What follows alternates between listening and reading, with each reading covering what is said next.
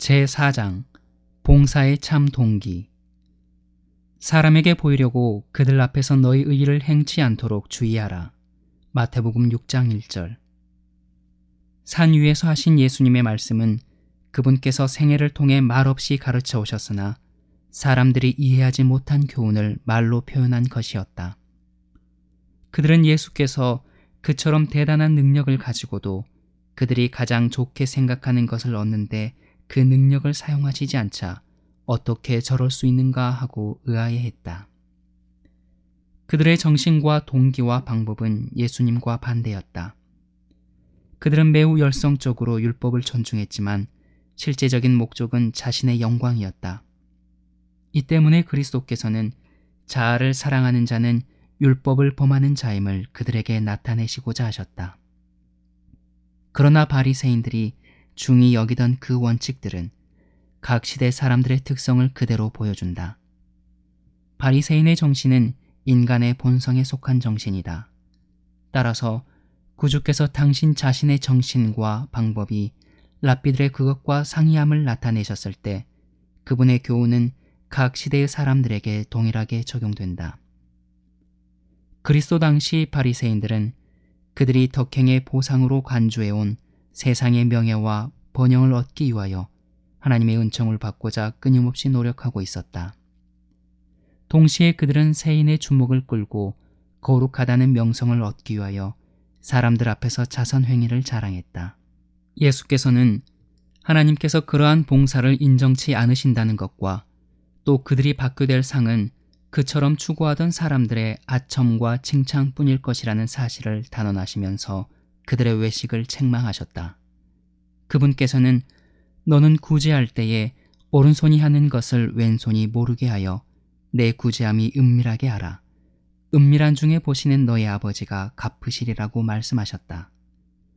이 말씀을 하실 때 예수께서는 친절한 행동은 항상 비밀로 지켜져야 된다고 가르치신 것이 아니다. 사도 바울은 성령의 감동으로 편지를 쓰면서 마케도니아 교인들의 관대한 자아 희생의 정신을 숨기지 않은 것은 물론 그리스도께서 그들에게서 역사하신 은혜를 이야기함으로써 다른 사람들도 동일한 정신으로 물들게 하였다.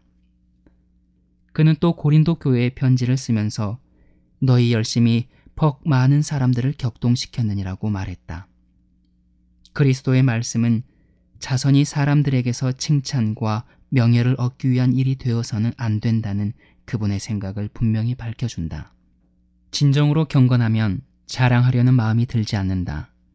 칭찬과 아첨의 말을 듣기 원하고 그것들을 달콤한 음식으로 먹는 자들은 이름만의 그리스도인이다. 그리스도를 따르는 자들은 그들의 선행을 통하여 영광을 그들 자신에게 돌리지 아니하고 그들에게 일하도록 은혜와 능력을 주신 분에게 돌려야 한다.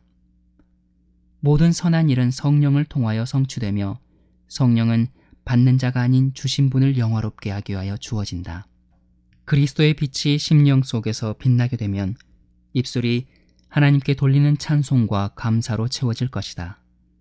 그대의 기도, 의무 수행, 자선, 극기가 그대의 생각과 대화의 주제가 되지 않을 것이다. 그리스도께서 찬양을 받으시고 자신은 숨겨질 것이다. 우리는 진실한 마음으로 주되 선한 행실을 보이기 위해서가 아니라 고생하는 자들에 대한 동정과 사랑으로 해야 한다. 목적의 진실, 곧 마음에서 우러나오는 진정한 친절은 하늘이 귀중하게 여기는 동기이다. 하나님께서는 진실로 사랑하고 마음을 다하여 헌신하는 영혼을 오빌의 순금보다 더 가치 있게 여기신다. 우리는 보상이 아닌 봉사를 생각해야 한다. 이런 정신으로 나타내는 친절에는 필히 그 보상이 있을 것이다. 은밀한 중에 보시는 너희 아버지가 갚으시리라. 하나님 자신이 다른 모든 상급을 포함하는 위대한 상급이 되시는 것은 사실이나 영혼은 품성면에서 그분과 동화될 때만 그분을 받아들이고 그분으로 인해 즐거워할 수 있다. 동료가 되어야 서로 이해할 수 있다.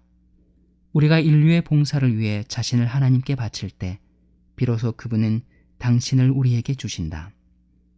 누구든지 마음과 생애에 하나님의 축복이 다른 사람들에게 흘러갈 수 있는 길을 내면 자신도 반드시 풍성한 축복을 받게 된다. 산과 들은 산속의 개울이 바다로 흘러가도록 길을 제공하지만 그것 때문에 피해를 보는 일이 없다. 오히려 주는 것으로 인해 몇백 배 보답을 받는다. 노래를 부르며 흘러가는 시냇물이 실록과 소확이라는 선물을 남기는 것을 보면 알 수 있다. 기슭의 풀을 봐도 다른 곳보다 더 푸르고 나무들도 더 싱싱하고 꽃들도 더 탐스럽다. 대지가 여름의 폭염으로 바짝 말라 갈색으로 변할 때에도 강줄기는 하나의 파란 선을 이룬다. 이리하여 산의 보화가 바다로 흘러가도록 가슴을 열어준 들판은 생기와 아름다움, 곧 하나님의 은혜를 세상으로 흘려보내는 통로로 자신을 제공한 사람이면 누구나 받게 되는 그분의 은혜의 보상을 증거하는 것들로 옷 입게 된다. 이것은 불쌍한 사람들에게 자비를 나타내는 사람들이 받는 축복이다. 자선 사업은 이중으로 축복을 받는다. 가난한 사람들에게 자선을 베푸는 사람은 다른 사람을 축복하기도 하지만 스스로 더 큰 축복을 받는다. 마음속에 있는 그리스도의 은혜는 이기심과 반대되는 품성의 특성, 곧 생애를 깨끗하게 하고 고상하게 하고 풍성하게 해줄 특성을 개발시켜준다. 은밀한 중에 행한 친절한 행동은 마음을 하나로 묶어주고 이들을 모든 관대한 생각의 근원이 되는 하나님의 마음에 더욱 가까이 가도록 이끌어줄 것이다. 꽃에서 풍겨나는 향기처럼 생애 속에서 조용하게 흘러나오는 작은 친절, 곧 사랑과 자아 희생의 작은 행동은 생애의 축복과 행복을 나누어 가지는 일에 작지 않은 부분을 이룬다. 타인의 유익과 행복을 위한 극기가 비록 이 땅에서는 비천하고 칭찬받지 못할 일로 취급될지 모르나 하늘에서는 부요하였으나 우리를 위하여 가난하게 되신 영광의 왕이신 그분과 우리가 하나 된 것을 나타내는 표로 인정받게 된다는 사실을 결국 알게 될 것이다. 친절한 행동은 은밀한 중에 행해질 수 있으나 그렇게 한 사람의 품성에 나타나는 결과는 숨겨질 수 없다. 우리가 그리스도를 따르는 자로서 성의와 관심을 가지고 일한다면 마음이 하나님과 밀접히 상통되는 것은 말할 것도 없고 우리의 마음 속에서 역사하시는 하나님의 영은 그 거룩한 접촉에 대한 응답으로 영혼으로 하여금 하나님과 조화되게 하실 것이다. 맡겨진 재능을 지혜롭게 활용한 자들에게 더 많은 재능을 허락하시는 분께서는 사랑하는 분을 믿는 백성들이 그분의 은혜와 능력을 힘입어 행한 봉사를 즐겨 인정하신다. 선한 사업에서 그들의 재능을 활용함으로 그리스도인 품성의 개발과 완성을 위하여 노력해온 사람들은 장차 올 세상에서 그들이 뿌린 씨를 거두게 될 것이다. 이 세상에서 시작된 사업은 영원히 계속될 더욱 거룩하고 고상한 생애에서 그 극치를 이룰 것이다. 또 너희가 기도할 때에 외식하는 자와 같이 되지 말라. 마태복음 6장 5절. 바리새인들은 기도하는 시간을 정해두었다. 그래서 종종 일어나는 일로 정한 시간에 밖에 있게 될 때는 거리, 시장 혹은 바쁘게 다니는 사람들 사이 등 어디든지 있는 곳에서 걸음을 멈추고 큰 소리로 그들의 형식적인 기도를 외웠다. 예수께서는 단순히 자기 영광을 위해 드리던 이런 예배를 심하게 책망하셨다. 그러나 공중 기도를 무시하신 것은 아니었다. 왜냐하면 당신 스스로가 제자들과 함께 기도하시고 대중 앞에서 기도하셨기 때문이다. 그분께서는 개인 기도를 공중 앞에서 하지 말라고 가르치신다. 우리의 기도는 은밀한 중에 드려짐으로 기도를 들으시는 하나님 외에 그 어떤 귀에도 들려선 안 된다. 이런 간구의 내용이 호기심이 많은 귀에 들어가는 일은 절대 없어야 한다. 너희는 기도할 때에 골방에 들어가라. 은밀한 기도를 드릴 수 있는 장소를 갖도록 하라. 예수께서는 하나님과의 교통을 위한 은밀한 장소를 가지고 계셨다. 우리도 그렇게 해야 한다. 우리는 때때로 비록 훌륭한 곳이 아니라 할지라도 하나님과 홀로 지낼 수 있는 장소로 물러갈 필요가 있다. 은밀한 중에 계시는 너희 아버지께 기도하라. 우리는 예수님의 이름으로 어린아이와 같은 신뢰심을 가지고 하나님 앞에 나갈 수 있다. 그 어떤 사람도 중보자로 나설 필요가 없다. 우리는 예수님을 통하여 우리를 알고 사랑하는 사람에게 하는 것처럼 하나님께 우리의 마음을 열 수 있다. 하나님의 눈 외에는 그 어떤 사람의 눈에도 보이지 않고 하나님의 귀 외에는 그 어떤 사람의 귀에도 들리지 않는 은밀한 기도의 장소에서 우리는 가장 깊이 감추어진 우리의 욕망과 소원을 무한히 자비하신 아버지께 쏟아놓을 수 있다. 그리하면 인간의 필요의 부르짖음에 반드시 응답하시는 음성이 영혼의 고요와 침묵을 통해 우리의 마음을 향해 말씀하실 것이다. 주는 가장 자비하시고 긍휼히 여기시는 자신이라. 그분께서는 지칠 줄 모르는 사랑으로 완고한 자들의 자복을 들으시고 그들의 참여를 받아주시고자 기다리신다. 그분은 마치 어머니가 귀여운 아기에게서 엄마를 알아보고 웃는 미소를 기다리듯이 우리에게서 감사함에 대한 어떤 표시를 기다리신다. 그분은 우리를 향한 당신의 마음이 얼마나 간절하고 부드러운지 우리가 깨닫기를 바라신다. 그분께서는 우리의 시련을 당신의 동정으로, 우리의 슬픔을 당신의 사랑으로, 우리의 상처를 당신의 치유로, 우리의 연약함을 당신의 능력으로, 우리의 공허를 당신의 충만으로 가지고 나오도록 우리를 초청하신다. 그분께 나온 사람은 아무도 실망을 맛보지 않았다. 저희가 주를 앙망하고 광채를 입었으니 그 얼굴이 영영이 부끄럽지 아니하리로다. 은밀한 중에 하나님을 찾고 그들의 필요를 주께 하려고 도움을 구하는 자들은 그 간구가 허지로 돌아가지 않을 것이다. 은밀한 가운데 보시는 너희 아버지가 갚으시리라. 우리는 그리스도를 매일의 친구로 삼을 때 보이지 않는 세계의 능력이 우리를 둘러싸고 있는 것을 느끼며 또 예수님을 쳐다봄으로 그분의 형상으로 동화될 것이다. 위를 바라봄으로써 우리는 변화된다. 품성이 천국에 합당할 만큼 부드럽고 세련되고 고상해진다. 우리 주님과 나누는 교제와 친교의 분명한 결과로 견건과 순결과 열성이 증가될 것이다. 지능이 기도를 통하여 개발될 것이다. 우리는 신령한 교육을 받고 있으며 이것은 근명과 열성의 생애로 실증된다. 매일 열렬한 기도로 도움과 지지와 능력을 얻기 위하여 하나님께로 향하는 사람은 고상한 포부, 진리와 의무에 대한 분명한 이해, 행동의 고상한 목적, 그리고 의에 굶주리고 목마른 심령을 가지게 될 것이다.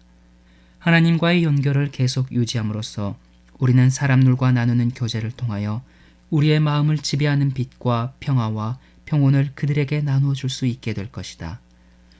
하나님께 기도함으로 얻어진 힘, 다시 말해 마음을 사려 깊고 조심성 있는 마음으로 훈련시키는 꾸준한 노력과 연합된 힘은 사람을 매일의 의무를 위하여 준비시키며 어떠한 환경에서도 마음을 평안하게 지켜준다. 우리가 하나님께 가까이 나아가면 그분께서는 우리의 입에 말씀을 주셔서 당신을 위해 이야기하게 하시는 것은 물론 당신의 이름을 찬양하게까지 하실 것이다. 그분은 천사들의 노래에서 한 곡을 뽑아 우리에게 가르쳐 주시며 하늘에 계신 우리 아버지께 감사하게 할 것이다. 생활 하나하나에서 마음속에 거하시는 구주의 빛과 사랑이 나타나게 될 것이다. 외부의 어려움이 하나님의 아들을 믿는 믿음으로 사는 생애를 침범하지 못할 것이다. 기도할 때에 이방인과 같이 중언부언하지 말라. 마태복음 6장 7절. 이방인들은 그들의 기도 속에 죄를 속하는 공효가 있는 것으로 여겼다. 그래서 기도를 오래 하면 할수록 그 공로가 더 커지는 줄 생각했다. 만일 그들이 자신의 노력으로 거룩해질 수 있다면 스스로 즐거워할 수 있는 무엇, 곧 자랑할 어떤 근거를 가지게 될 것이다. 이러한 기도의 사상은 거짓 종교의 모든 제도의 기초를 이루는 자력에 의한 속죄의 원리에서 생긴 것이다. 바리새인들은 기도에 있어서 이 이교의 사상을 받아들였다. 이것은 오늘날에도 여전히 존재하며 그리스도인이라고 공언하는 사람들 사이에까지 퍼져 있다. 마음에 하나님의 필요성을 느끼지 않으면서도 틀에 박히고 습관적인 말을 되풀이하는 것은 이방인의 중언부언과 똑같은 성격을 가진다. 기도가 죄를 속하는 것은 아니다. 그 자체에는 아무런 효능과 공로가 없다. 우리가 멋대로 내뱉는 화려한 말은 모두 합해도 거룩한 소원 한 가지만 못하다. 가장 유창한 기도라 할지라도 마음의 진정한 뜻을 표현하는 것이 아니면 무익한 말에 불과하다. 그러나 세상 친구에게 당연히 받을 것으로 믿고 은혜를 구할 때와 같이 진정한 마음으로 영혼의 단순한 소원을 아뢰며 드리는 기도, 이것은 믿음의 기도이다. 하나님께서는 우리의 격식을 차린 찬양을 원치 않으신다. 그러나 상하고 억눌린 마음이 죄가 많고 더없이 약하다는 것을 깨닫고 부르짖는 무언의 절규는 무한히 자비하신 하나님께로 나가는 길을 발견한다. 금식할 때에 너희는 외식하는 자들과 같이 슬픈 기색을 내지 말라. 마태복음 6장 16절. 하나님의 말씀이 명령하는 금식은 형식 이상의 것이다. 그것은 단순히 음식을 거절하고 베옷을 입고 머리에 재를 뿌리는 것으로 이루어지지 않는다. 죄를 진정으로 슬퍼하며 금식하는 사람은 결코 겉으로 과시하고자 하지 않을 것이다. 하나님께서 우리에게 요구하시는 금식의 목적은 심령의 죄 때문에 육체를 괴롭게 하기 위한 것이 아니고 죄의 무서운 특성을 깨닫고 하나님 앞에 마음을 겸손하게 하고 그분의 용서하시는 은혜를 받을 수 있도록 우리를 도와주기 위한 것이다. 이스라엘에게 한 그분의 명령은 너희는 옷을 찢지 말고 마음을 찢고 너희 하나님 여호와께로 돌아올지라는 것이었다. 우리가 스스로의 노력으로 성도의 유업을 사거나 공로를 미칠 것으로 알고 고행을 하거나 우쭐해하는 것은 아무 유익이 없을 것이다. 우리가 어떻게 하여야 하나님의 일을 하오리이까? 라는 질문을 받으시고 예수께서는 하나님의 보내신 자를 믿는 것이 하나님의 일인이라고 대답하셨다. 회개는 자신에게서 그리스도께로 돌아가는 것이다. 그리하여 우리가 그리스도를 받아들여 믿음으로 그리스도께서 우리 안에 거하시게 할 때 선한 업적이 나타나게 될 것이다. 예수께서는 금식할 때에 머리에 기름을 바르고 얼굴을 씻으라. 이는 금식하는 자로 사람에게 보이지 않고 오직 은밀한 중에 계신 내 아버지께 보이게 하려 함이라고 말씀하셨다. 하나님께 영광을 돌리기 위하여 하는 것은 무엇이든지 즐거움으로 해야지 슬픔과 우울한 기분으로 해서는 안 된다. 예수님을 믿는 신앙에는 우울한 것이 없다. 만일 그리스도인들이 슬픈 표정을 지으며 주님 안에서 실망당한 것과 같은 인상을 주게 되면 이것은 곧 주님의 품성을 잘못 나타내고 그분의 원수의 입에 구실을 붙여주는 것이 된다. 말로는 하나님을 그들의 아버지로 주장할 수 있을지 모르나 우울하고 슬픈 표정을 지음으로써 그들은 고아의 모습을 세상에 나타낸다. 그리스도께서는 우리에게 당신의 봉사를 사실 그대로 매력있게 나타내기를 바라신다. 극기와 마음의 은밀한 고통을 자비하신 구주께 내어놓도록 하자. 짐을 십자가 아래 내려놓고 그대를 먼저 사랑하신 그분의 사랑 안에서 즐겁게 갈 길을 가도록 하라. 사람들은 영혼과 하나님 사이에 은밀히 진행되는 일을 끝까지 모를 수도 있다. 그러나 마음에 역사하시는 성령의 활동의 결과는 모든 사람에게 나타날 것이다. 왜냐하면 은밀한 중에 보시는 분이 갚으실 것이기 때문이다. 너희를 위하여 보물을 땅에 쌓아두지 말라. 마태복음 6장 19절. 땅에 쌓아둔 보물은 오래가지 못한다. 도둑이 구멍을 뚫어 훔쳐가고 좀이 먹고 동록이 쏠기도 한다. 화재와 폭풍우가 소유를 쓸어가 버리기도 한다. 내 보물 있는 그곳에는 내 마음도 있느니라. 그러므로 땅에 쌓아둔 보물이 마음을 빼앗아 하늘의 것이 들어오지 못하게 할 것이다. 유대인 시대에는 사람들의 정열이 주로 돈을 사랑하는 쪽으로 쏠렸다. 속된 마음이 하나님과 믿음이 차리할 자리를 빼앗았다. 오늘날도 마찬가지이다. 재물을 향한 탐욕은 너무도 매혹적이며 황홀케 하는 영향을 생애에 미치기 때문에 고결함을 왜곡시키고 인간성을 부패케 하는 결과를 초래하여 마침내 사람들을 멸망에 빠뜨리고 만다. 사탄을 섬기면 근심과 번민과 피곤한 수고로 가득 찬다. 또 사람이 세상에 쌓아두려고 애쓰는 재물은 일시적인 것에 불과하다. 예수께서는 너희를 위하여 보물을 하늘에 쌓아두라. 거기는 좀이나 동록이 해하지 못하며 도적이 구멍을 뚫지도 못하고 도적질도 못하느니라. 내 보물이 있는 그곳에는 내 마음도 있느니라고 말씀하셨다. 이 교훈은 너희를 위하여 보물을 하늘에 쌓아두라는 것이다. 하늘의 보물을 획득하는 것은 자신의 유익을 위한 것이다.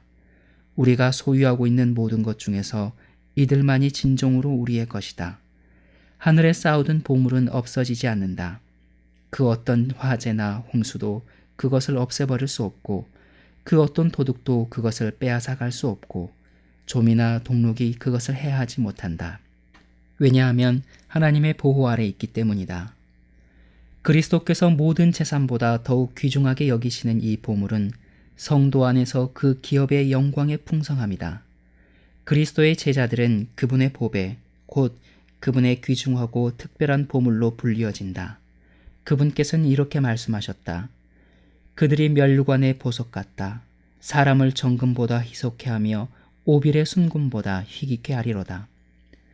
모든 영광의 발원지인 위대한 중심이 되시는 그리스도께서는 순결하고 완전한 상태에 있는 당신의 백성을 당신의 고난과 겸비와 사랑의 대가로 또 당신의 영광의 보충으로 바라보신다. 우리는 위대한 구속 사업에 그분과 연합하고 그분의 죽음과 고난으로 얻은 부를 그분과 함께 나누도록 허락받고 있다. 사도 바울은 데살로니가 교인들에게 우리의 소망이나 기쁨이나 자랑의 면류관이 무엇이냐? 그의 강림하실 때 우리 주 예수 앞에 너희가 아니냐? 너희는 우리의 영광이요 기쁨이니라고 편지하였다. 이것이 그리스도께서 우리에게 노력하여 얻으라고 하신 보물이다. 품성은 생애의 위대한 소확이다. 그리스도의 은혜를 통하여 사람의 마음속에 하늘을 향해 가고자 하는 욕망을 불러일으키는 모든 언행, 곧 그리스도와 같은 품성의 형성에 이바지하는 모든 노력은 하늘의 보물을 쌓고 있는 것이다. 보물이 있는 곳에 마음도 있게 될 것이다. 다른 사람들을 이롭게 하기 위한 모든 노력을 통해 우리는 스스로 유익을 얻는다. 복음을 전하는데 금전과 시간을 바치는 사람은 그 사업과 또 그 사업을 통하여 접촉하게 될 영혼들을 위하여 관심을 기울이고 기도하게 된다. 애정이 다른 사람들에게로 향하면서 그는 그들에게 최대의 선을 행하기 위하여 더욱 하나님께 헌신하게 된다. 그리하여 세상의 재물이 소멸될 마지막 날 하늘의 보물을 쌓아둔 사람은 그의 생애에서 얻은 것을 바라보게 될 것이다.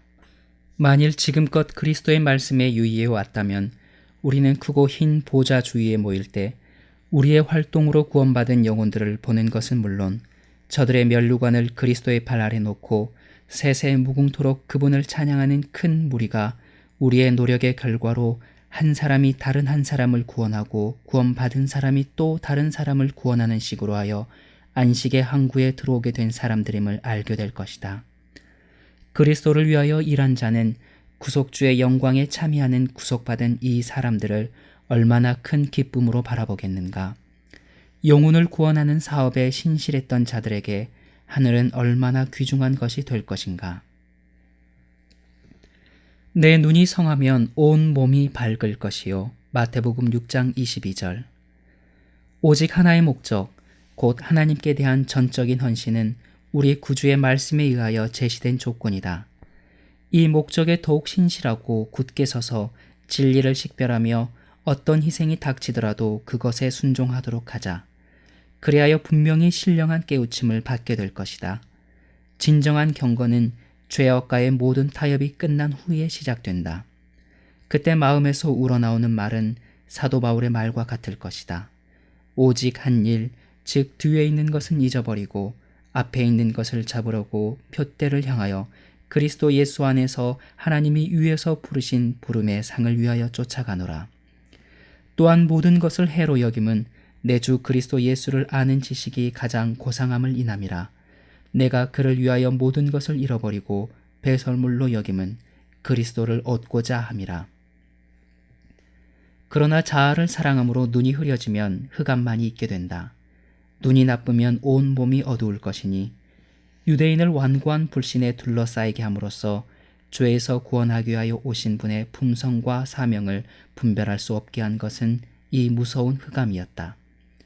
마음이 요동하고 하나님을 의지하는 믿음을 지속적으로 가질 수 없을 때 시험에 굴복하는 일이 시작된다. 주께 자신을 완전히 바치려고 마음먹지 않으면 암흑 가운데 머물게 된다. 자신의 일부를 남겨두는 것은 사탄이 들어와 우리를 유혹하여 타락시킬 수 있도록 문을 열어놓는 것이나 같다. 그는 우리의 시야를 흐리게 하여 믿음의 눈으로 하나님을 보지 못하게만 하면 죄에 대한 방어벽이 없어진다는 것을 안다. 죄악의 욕망이 우세한 것은 영혼이 기만당하고 있음을 말해준다. 이러한 욕망의 온갖 방종은 하나님께 대한 반감을 강화시킨다. 사탄이 택한 길을 따름으로써 우리는 악의 그림자에 둘러싸이고 발걸음이 더 캄캄한 데로 끌려가며 마음이 더욱 어두워진다. 천연계에서와 마찬가지로 영적 세계에도 동일한 법칙이 행해진다. 흑암 가운데 거하는 자는 결국 시력을 잃게 될 것이다. 그는 한밤의 흑암보다 더욱 짙은 흑암에 갇히게 된다. 그리하여 가장 밝은 대낮도 그에게는 아무런 빛을 가져다 줄 수 없다. 그는 어두운 가운데 있고 또 어두운 가운데 행하며 갈 곳을 알지 못하나니 이는 어두움이 그의 눈을 멀게 하였음이니라. 죄인은 끝까지 악을 간직하고 고의적으로 하나님의 사랑의 호소를 멸시함으로써 선을 좋아하는 마음과 하나님을 찾는 욕망과 하늘의 빛을 받을 수 있는 모든 능력을 잃어버리게 된다. 자비의 초청은 여전히 사랑으로 충만하고 빛은 그의 영혼에 처음 비치던 당시와 마찬가지로 밝게 빛난다. 그러나 음성은 귀머거리가 된 귀에 떨어지고 빛은 어두워진 눈을 비출 뿐이다. 어느 영혼이든지 구원의 희망이 조금이라도 있는 한 하나님께서는 결코 그로 하여금 방종케 하여 버림받은 자가 되도록 하지 않으신다. 사람은 하나님에게서 돌아설지라도 하나님은 사람에게서 돌아서지 않으신다. 하늘에 계신 우리 아버지께서는 더 이상의 기회와 특권이 소용없을 때까지 자비의 호소와 경고와 보증을 가지고 우리를 쫓아오신다. 책임은 죄인에게 있다. 그는 오늘 하나님의 영을 거절함으로써 빛이 더 큰 능력으로 비칠 다음번에도 이를 거절할 길을 준비하는 것이다. 그리하여 그는 거절의 단계를 하나씩 지나게 되어 마침내 빛이 그에게 아무런 감동을 주지 못하는 상태에 빠져 하나님의 성령에 조금도 반응하지 않게 될 것이다. 그렇게 되면 내게 있는 빛까지 어둡게 되어버린다. 우리가 아는 진리도 완전히 왜곡되어 영혼의 흑암이 더 심해진다. 한 사람이 두 주인을 섬기지 못할 것이니 마태복음 6장 24절. 그리스도께서는 사람이 두 주인을 섬기지 않을 것이라거나 섬기지 말아야 할 것이라고 하지 않으시고 섬기지 못할 것이라고 말씀하신다. 하나님께 대한 관심과 재물에 대한 관심은 서로 일치되거나 상통하지 않는다. 세속적인 사람은 그리스도인의 양심이 참고 극기하고 더 이상 가지 말라고 경고하는 바로 그 선을 넘어 이기적인 성향을 마음껏 충족시킨다. 따라서 그 선을 중앙으로 하여 한쪽에는 극기를 실천하는 그리스도의 종들이 있고 다른 한쪽에는 유행에 앞장서고 경박한 일에 빠지고 금지된 오락을 마음대로 즐기고 방종에 빠지는 세상을 사랑하는 자들이 있다. 그리스도인들은 선 저쪽으로 갈 수 없다. 어떤 사람도 중립적 위치에 설 수 없다. 하나님도 사랑하지 않고 의의 원수도 섬기지 않는 중간 계층은 없다. 그리스도께서는 당신의 인간 대리자들 안에 거하셔서 그들의 재능을 통해 일하시고 그들의 힘을 통해 활동하셔야 한다. 그들은 의지를 그분의 뜻에 굴복시키고 그분의 영과 더불어 활동해야 한다. 그렇게 되면 이제 사는 것은 더 이상 그들이 아니요 그들 안에 거하시는 그리스도이시다. 자신을 하나님께 온전히 바치지 않는 자는 다른 세력의 지배를 받고 완전히 상이한 성격의 제안을 하는 다른 음성을 듣게 된다. 반만인 봉사를 하게 될 때 인간 대리자는 흑암의 군대의 훌륭한 동맹자로서 원수의 편에 설 수밖에 없다. 그리스도의 군사라고 주장하는 자들이 사탄과 동맹하여 그의 편을 들게 되면 이것은 스스로 그리스도의 원수임을 입증하는 것이다. 그들은 신성한 책임을 저버리게 된다. 그들이 사탄과 참된 군사 사이에서 사슬 노릇을 하게 됨으로써 원수는 이들 대리자들을 통하여 그리스도의 군사들의 마음을 빼앗는 활동을 계속한다. 이 세상에서 가장 강한 악의 보루는 버림받은 죄인이나 타락한 불황자의 부정한 생애가 아니라 밖으로는 덕망 있고 존경할 만하고 고상해 보이나 실제로는 죄를 품고 악이 깊숙이 침투해 있는 생애이다. 큰 유혹을 받고 이를 이기고자 은밀하게 투쟁하면서 절벽의 가장자리에서 떨고 있는 사람에게는 이런 것이 죄를 짓게 하는 가장 강력한 미끼 중에 하나가 된다. 생명과 진리와 명예라는 숭고한 개념을 가진 자가 하나님의 거룩한 율법을 하나라도 고의적으로 범한다면 그것은 그분의 고상한 선물을 범죄의 유혹물로 잘못 사용하는 것이다. 재주와 재능과 동정은 물론 관대하고 친절한 행동까지도 사탄의 미끼가 되어 다른 사람들을 멸망의 절벽으로 유혹하여 이 생과 장차 올 생애를 파멸로 이끌게 할 수도 있다. 염려하지 말라. 마태복음 6장 25절. 생명을 주신 분께서는 그것을 유지하기 위하여 음식이 필요하다는 것을 아신다. 몸을 창조하신 분은 의복의 필요성에 대하여 무관심하지 않으시다. 그렇다면 이제 더욱 큰 선물을 주셨으니 그 선물을 완성하는 데 필요한 것 또한 주시지 않겠는가. 예수께서는 아무런 근심이 없이 즐거운 노래를 부르고 있는 새들을 당신의 말씀을 듣고 있는 청중들에게 가리키시며 그들은 심지도 않고 거두지도 않을지라도 크신 아버지께서 그들의 필요를 채워주신다고 말씀하셨다. 이제 그분께서 너희는 이것들보다 귀하지 아니하냐고 물으신다. 참새 한 마리도 예수님 몰래 떨어지는 일이 없고 그분 몰래 아무도 머리 숙여 기도할 수 없다.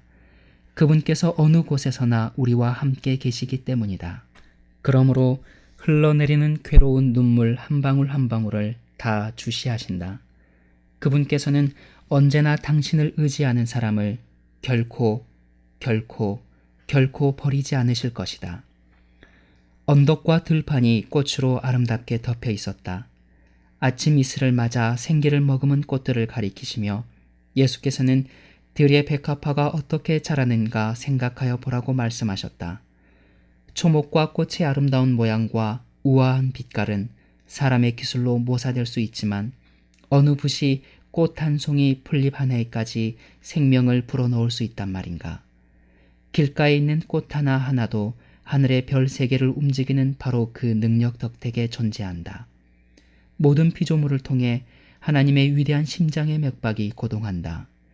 들의 꽃들은 그분의 손에 의하여 지금껏 세상의 그 어떤 임금이 입은 것보다 더욱 아름다운 옷으로 입혀진다. 그러므로 오늘 있다가 내일 아궁이에 던지우는 들풀도 하나님이 이렇게 입히시거든 하물며 너희일까 보냐 믿음이 적은 자들아.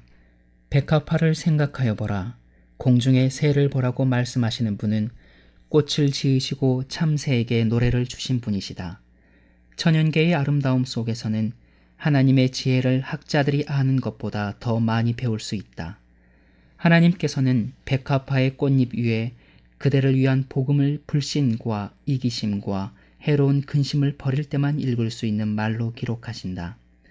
아버지의 마음에 흘러넘치는 사랑이 아니라면 어떻게 그분께서 생애의 여정을 밝고 즐겁게 해주는 노래하는 새들과 피어나는 꽃들을 주시겠는가.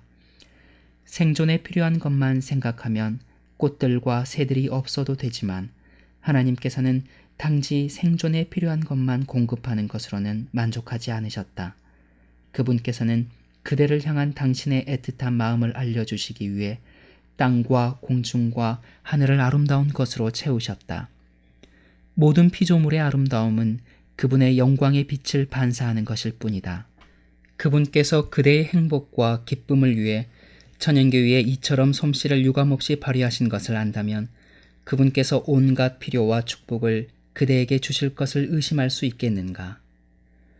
백화파를 생각하여 보라. 햇빛을 향하여 꽃잎을 펼치는 꽃들도 모두 별을 움직이는 바로 그 법칙에 순종한다. 그러니 그 생명이 얼마나 단순하고 아름답고 신선한 것이겠는가. 꽃을 통하여 하나님께서는 우리로 하여금 그리스도와 같은 품성의 아름다움을 생각나게 하신다. 꽃을 그처럼 아름답게 하신 하나님께서는 사람이 그리스도의 품성의 아름다움으로 옷 입기를 더없이 바라신다. 예수께서는 백합화가 어떻게 자라는지, 다시 말해 그 식물이 어떻게 차갑고 어두운 땅이나 강바닥의 진흙에서 피어올라 아름다움을 나타내고 향기를 풍기는지 생각해 보라고 말씀하신다. 누가 백합의 거친 갈색 구근에서 아름다움을 볼 수 있으리라고 생각할 수 있겠는가? 그러나 그 안에 감추인 하나님의 생명이 그분의 부르심을 받고 비와 햇빛 속에서 피어날 때 사람들은 그 우아함과 아름다움을 보고 감탄한다. 이와 같이 하나님의 생명은 비와 햇빛처럼 만인에게 무상의 축복이 되는 그분의 은혜의 봉사 사업에 헌신하는 사람들을 통해서도 피어날 것이다.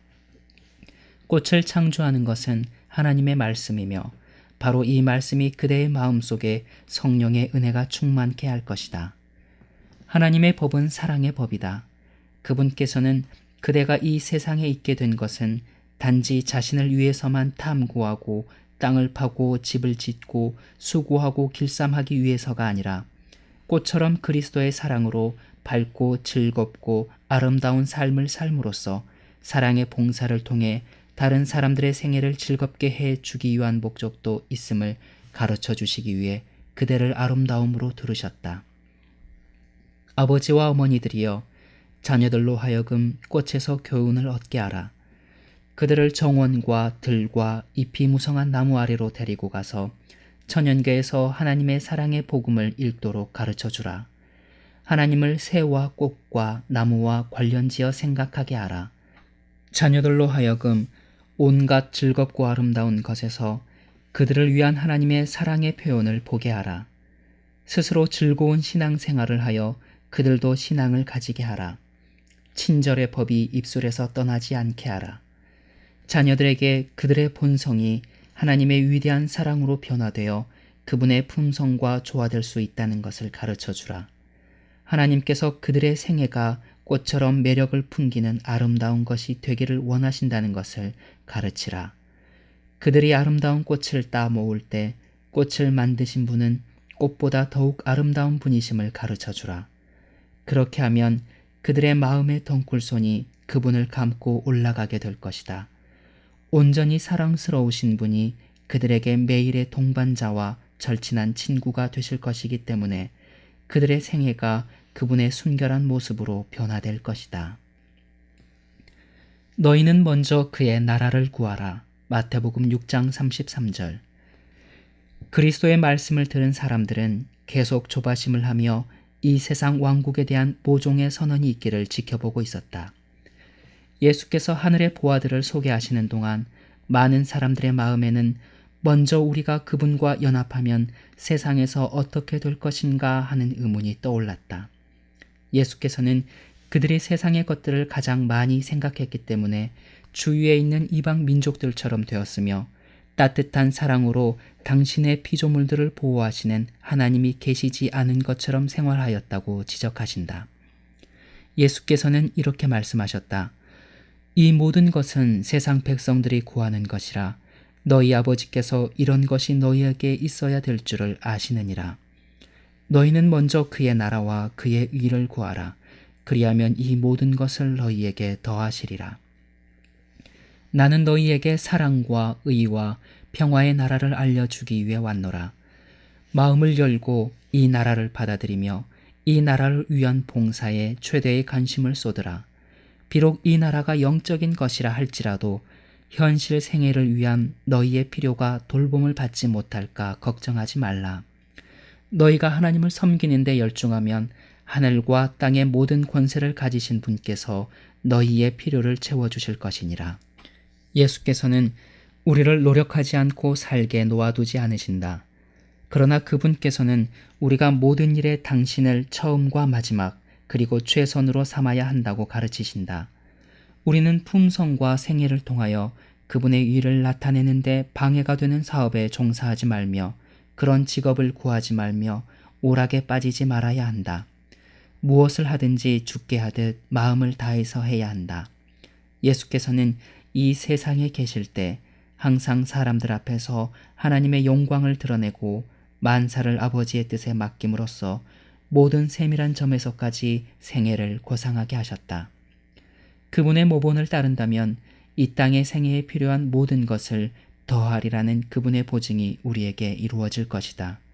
가난과 부, 질병과 건강, 우둔과 지혜, 이 모든 것들은 그분의 은혜의 허락을 통하여 제공된다. 하나님께서는 아무리 연약한 영혼이라도 당신께 도움을 청하러 돌아오면 영원한 팔로 감싸주신다. 산에서 나는 보석들은 없어질 것이나 하나님을 위해 사는 사람은 그분과 함께 거할 것이다. 이 세상도 그 정욕도 지나가되 오직 하나님의 뜻을 행하는 이는 영원히 거하느니라.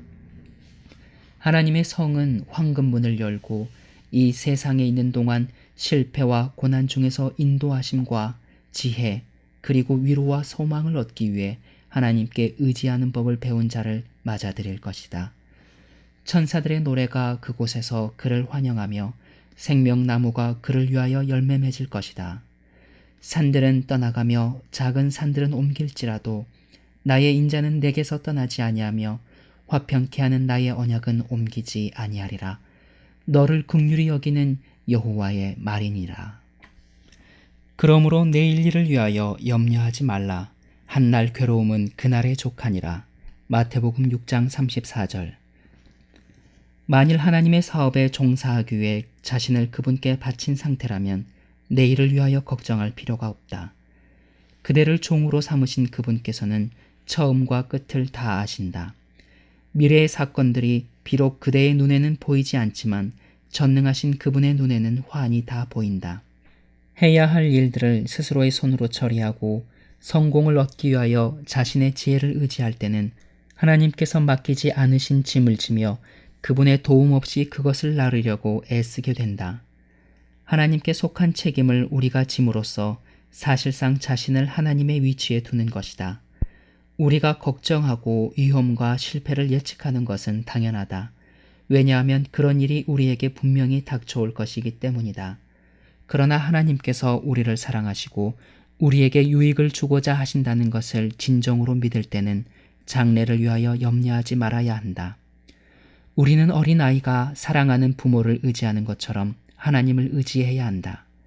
그리하면 우리의 뜻이 하나님의 뜻에 삼켜지기 때문에 근심과 걱정이 사라질 것이다.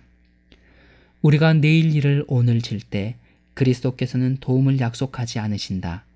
그분께서는 내 은혜가 내게 족하도다고 말씀하신다.